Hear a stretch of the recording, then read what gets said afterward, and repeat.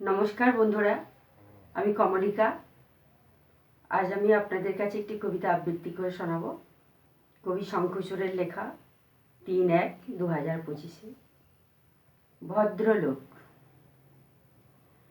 ভদ্রলোকের সংজ্ঞা কি?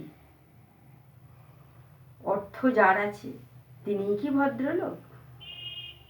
কাঁড়ি কাঁড়ি পুঁথি পড়ে নাম করেছেন যিনি, তিনিই কি ভদ্রলোক? দামি দামি পোশাক পরেন যিনি, তিনিই কি ভদ্রলোক? নাকি যার গাড়ি আছে, শৌখিন বাড়ি আছে, তিনিই বুঝি ভদ্রলোক?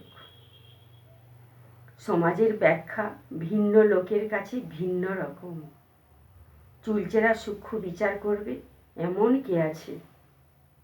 যাই হোক, যিনি ভদ্রলোক হন না কেন, তার দ্বারা সমাজের যেন কোনো ক্ষতি না হয়।